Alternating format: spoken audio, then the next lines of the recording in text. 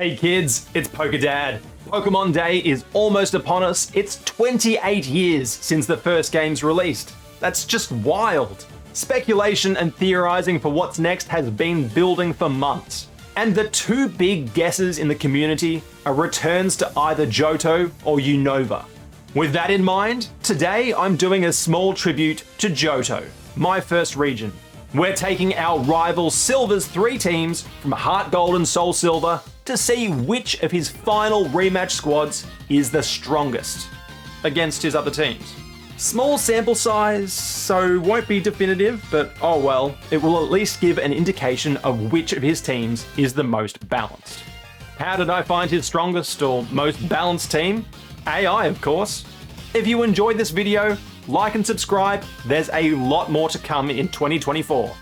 Now, Silver's team is almost entirely consistent across his 3 Johto teams, the only difference being his choice of starter. On Silver's team, we always see Sneasel, Magneton, Gengar, Crobat, and Alakazam. And then, of course, a rotated starter, Meganium, Typhlosion, or Feraligatr, depending on the player's choice.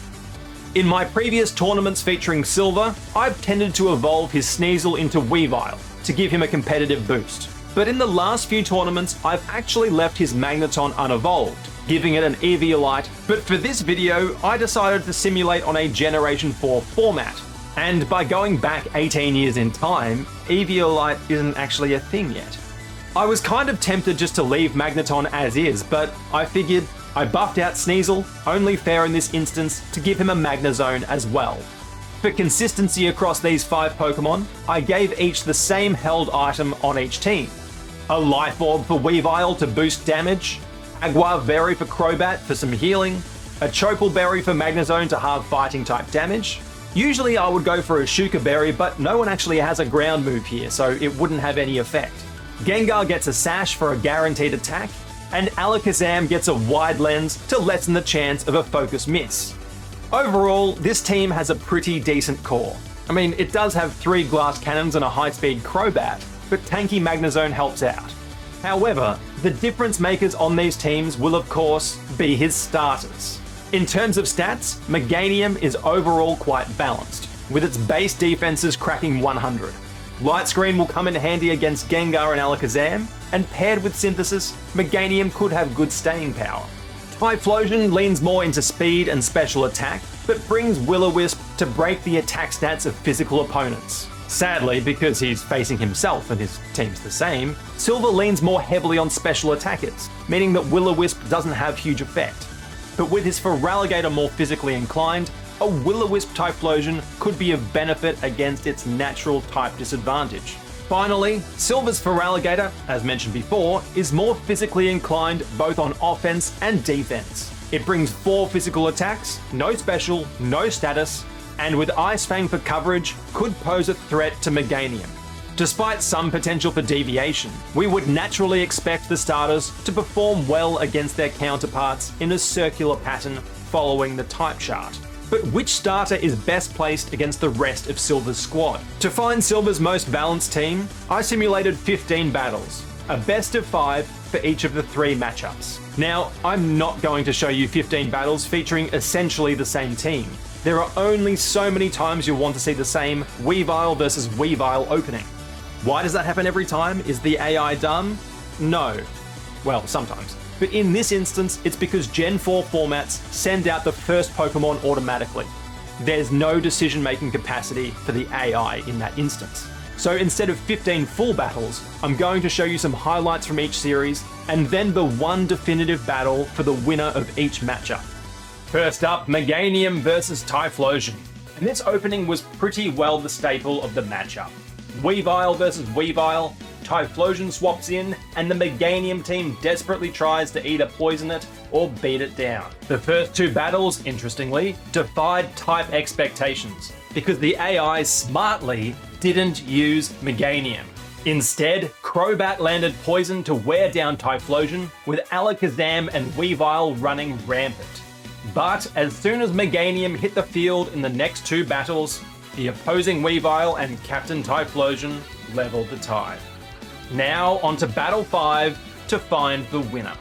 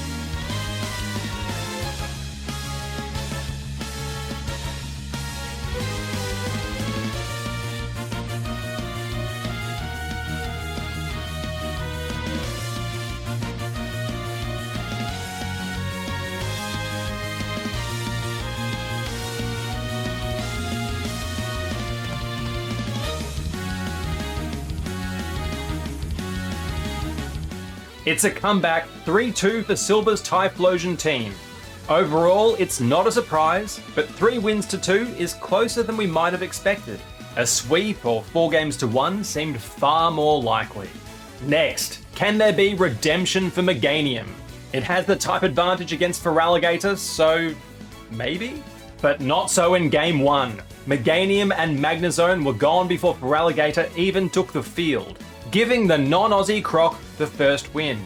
Early damage from Magnezone on Feraligatr swung Game 2 to Meganium. In Game 3, despite paralysis and confusion, Meganium herself, didn't set Silver's all-male team here. Oh well, there's no attract, so we're fine. Anyway, against all odds, Meganium was the MVP in Game 3, getting the team a comeback win. But Game 4 again swung the other way, Feraligatr's team winning with 5 Pokemon left on the field. Again, we need a 5th battle to get our winner. Here we go.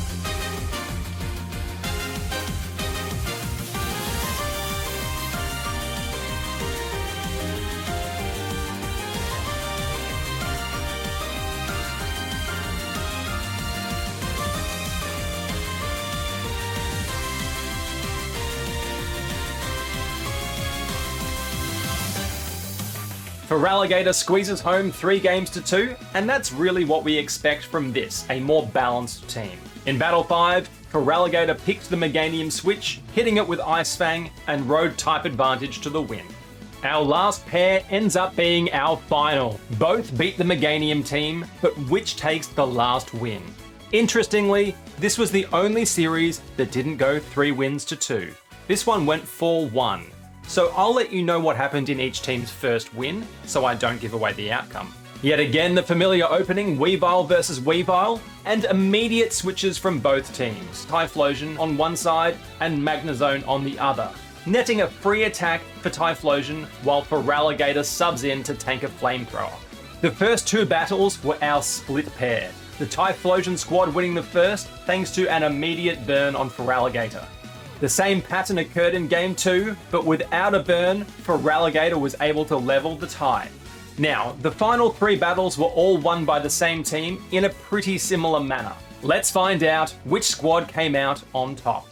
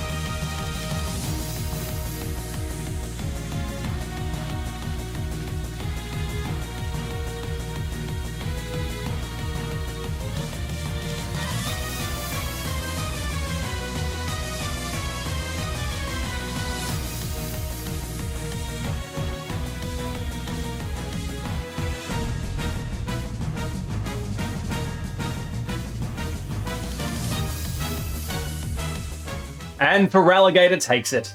Both sides had patches of bad luck in that battle, but Feraligatr got ahead early and never let go. The remaining two battles followed a similar track, with the Water-type squad victorious. Not unexpected. Water is a strong monotype and is definitely the best balance for Silver's team, both against himself and against others. Feraligatr wins the tournament, and looking at its performance, it was dominant from start to finish. Across its 10 battles, the Feraligatr squad won 7. Both the Meganium and Typhlosion teams could only manage 4 wins each. So this has been a bit different for me, focusing purely on one character. I hope you've enjoyed this change-up, and we'll see whether a Legends Johto or other form of remake comes our way on February 27. I'm PokeDad. See you next time.